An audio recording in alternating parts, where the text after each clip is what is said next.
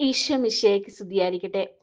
ഇന്ന് ഫെബ്രുവരി 25 വാഴ്ത്തപ്പെട്ട റാണി മരിയയുടെ ഓർമ്മ ദിനമാണ്.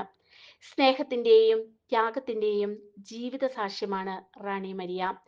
1954 കേരളത്തിൽ ജനിച്ച അവർ ഫ്രാൻസിസ്കൻ ക്ലാരിസ് സഭയിൽ സന്യാസിനിയായി പ്രവേശിച്ചു.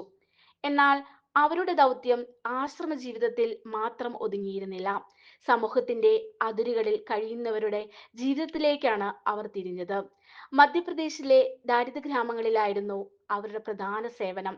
വിദ്യാഭ്യാസം, സ്വയം തൊഴിൽ, സാമൂഹിക ബോധവൽക്കരണം എന്നിവയിലൂടെ പിന്നോക്ക വിഭാഗങ്ങൾക്കും പ്രത്യേകിച്ച് സ്ത്രീകൾക്കും അവർ ആത്മവിശ്വാസം നൽകി. മനുഷ്യഗൗരവം സംരക്ഷിക്കപ്പെടണം എന്ന ഉറച്ച നിലപാടാണ് അവരുടെ പ്രവർത്തനങ്ങളുടെ ആധാരം. 1995 ഫെബ്രുവരി 25 അവർ ക്രൂരമായി കൊല്ലപ്പെട്ടു. എന്നാൽ അവരുടെ ജീവത്യാഗം ലോകത്തിന് നൽകിയ സന്ദേശം പ്രതികാരമല്ല, ക്ഷമയും വിശ്വാസവുമായിരുന്നു. 2017 കത്തോലിക്ക സഭ അവരെ വാഴ്ത്തപ്പെട്ട പദവിയിലേക്ക് ഉയർത്തി.